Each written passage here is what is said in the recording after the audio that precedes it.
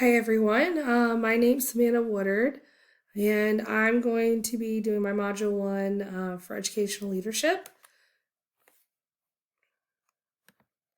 So some of the main ideas on this Module 1, so we're giving that our personal background information, talking about the mindsets, dispositions, practices, and principles, as well as reflection. So just a little personal background about me. Um, I am a wife and a mother to three kiddos. They're very active and very, I guess they participate in a lot of stuff, like basketball, football, baseball, golf, and 4-H in our church. Um, so they're a lot of fun, bring me a lot of joy. Here's a picture of my family. So about my district, or I guess I should say that a little bit about me. I love to read and create art in my free time. I always say I'm a lifelong learner, so it's something I've kind of gotten used to, but also enjoy about being in education. It is a constant learning experience, and there's always opportunities to learn new information or strategies and explore different avenues. So my district where I teach is a rural area. We have less than 4,500 people in our whole county. So we're a 1A district. I teach business and computer classes and also the student services coordinator because I'm transitioning to a counselor. I love our small district. It's been really easy to build relationships and find my place and get to know my students. So I've really enjoyed it. Some challenges. I find teaching, and especially teaching during the pandemic, has revealed some challenges that come along. So I think it's hard to always make sure we are plugging away with relevance, making sure we're supporting social emotional learning. And pandemic, I felt like was really tough with my teaching style. So relevance, it's always important, and it can be hard. It's important to understand our students because that's the way to kind of key in the relevance to them and kind of cater our ideas to what students are interested in, because as soon as you kind of hit that spot that they enjoy, then it kind of all falls into place, and it really makes long term. You'll see the benefits just building the relationship with students, seeing their positive responses. You can get better work out of them if they trust you and want to be there. So just taking the time to find out what can I do, what's relevant to them is really important. Um, Social emotional. I think that the pandemic has really taken a toll on everyone, especially children. Like my children, school. I see a lot of kids. I know my first year is when pandemic hit, and so that spring was just a completely new experience, and it was really hard to see students through a computer screen and know that they might be home alone because our county, still a lot of people were doing a typical work schedule, but kids were at home. And so knowing they were at home a lot by themselves and really struggling to adapt to a new standard of education was really hard. And it was hard to find out, like, or decide what is the best avenue to support them. Um, so it's been pretty challenging. Also, teaching style. I like to have a lot of movement and students physically involved in lessons. However, we couldn't have students away from their desk, and we were very fortunate to be in the building all last year.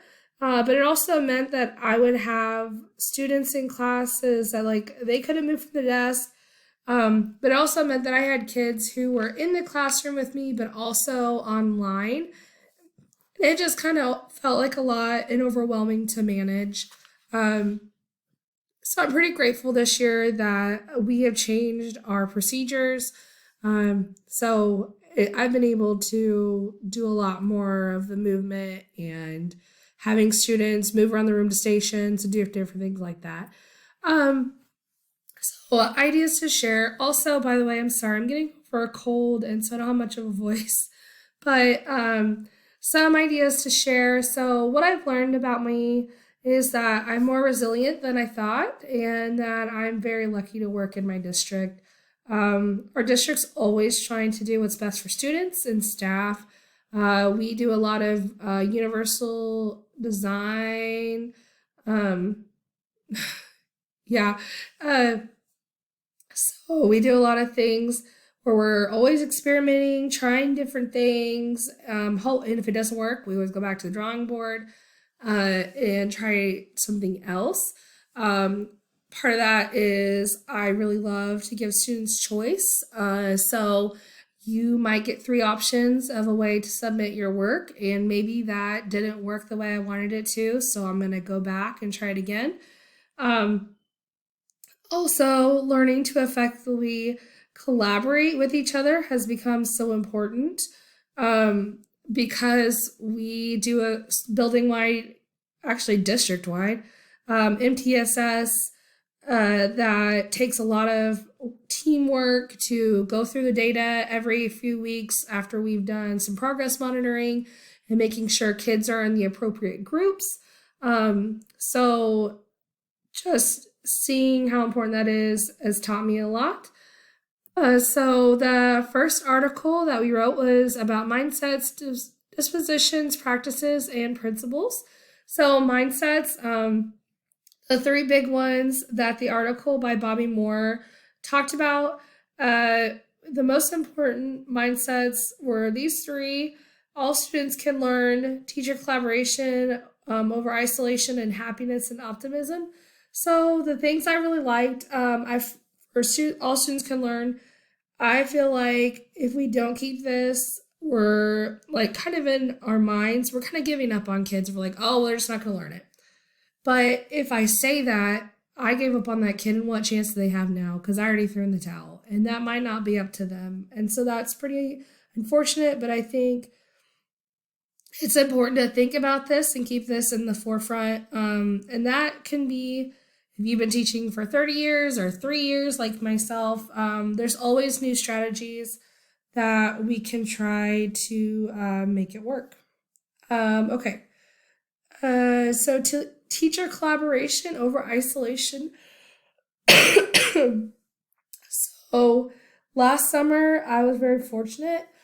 I got to go to adaptive leadership workshop, and I really saw this where learning to work collaboratively. There's strategies that not just work with other staff, but go in the classroom, and it gives us all the tools to first be in a place of active listening and taking in, assuming people are always approaching us with positive intent, but also learning how to convey my message in a respectful, direct way that makes sure that we are still working collaboratively and having dialogue.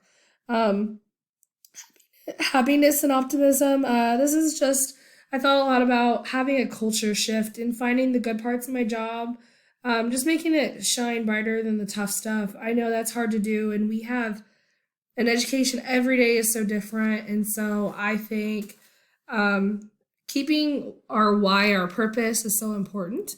So disposition. So it talks about how these are deep characteristics that are pre-programmed in us. There are 5 dispositions that are typically found in successful school leaders. So confidence, risk takers, and decisive, sense of humor, empathetically assertive, and a learner. So the first one, I liked how it talked about balancing egos with humanity, or I'm sorry, humility. And how successful school leaders are not afraid to make decisions to do what's best for student learning, even if they're often criticized or others don't believe that. So then risk takers and decisive.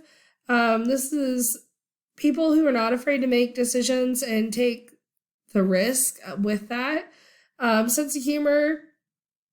It talks about how there's a difference between having a sense of humor and being funny. I think that it's important to find humor in situations. This is a job that is different each day, and you have to be able to laugh at yourself also. There's a lot of moments where I find that I have to laugh at myself because it shows the kids that I'm also human, I make mistakes, but also I can respect myself while not having to take myself too seriously. Empathetically assertive, so balancing patience and persistence. Um, Even if other people are resisting the change or what we're trying to do, just stick with it.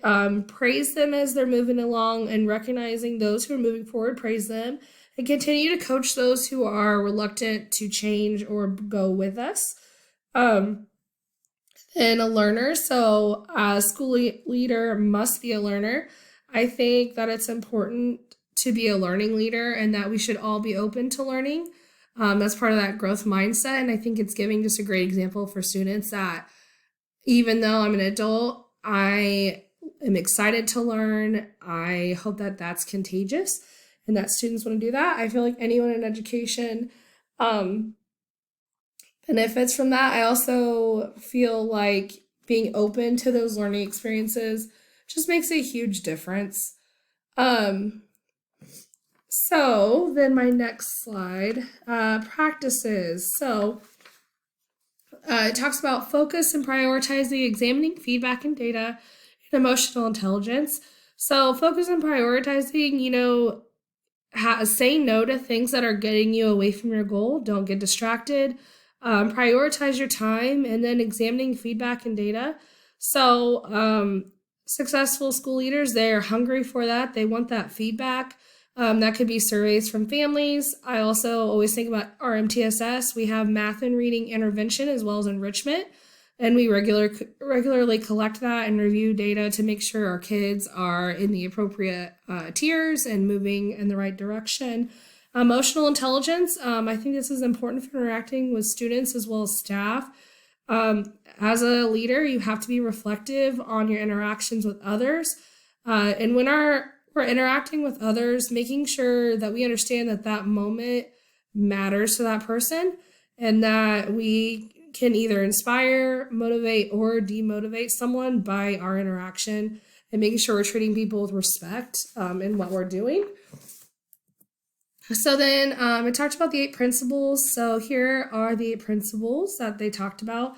Personal courage is something I saw a lot in COVID. My area was not big on having procedures in place, and I'm not trying to get political about that, but it was hard for our school administrators to stand their ground and say, we are doing this for the health of everybody. So I think that's really important, and that's a hard job. Public interest ahead of self, self-control, self-discipline and integrity, task and employee-centeredness, recognizing talent. This one I feel like is really important because that it's beneficial to everyone. This means that you're identifying both staff and students who display qualities that are important, and you got to recognize them, give them that appreciation to let them know they're going in the right direction.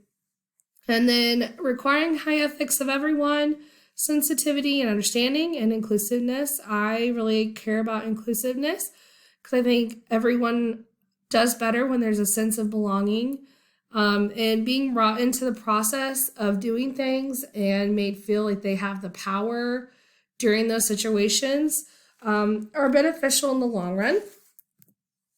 So then just my reflections. So little critiques over my own personal, professional thoughts, misgivings. Excuse me. I really thought going into teaching, I was going to have such high structure and that all the kids would sit there and listen, and the more I get to teach and have experiences, the more I see that our students don't learn the same and our staff aren't the same people. So we need to be, flexible and learn how to give everyone the opportunity to do their best, even if it doesn't look the same for everyone. And I guess that's personal and professional. Ethical leadership, I would say making sure that I'm holding myself to a standard I expect out of everyone else, because I've heard students say, why should I do a good job when no one cares that I did a good job? And that just really resonated with me. And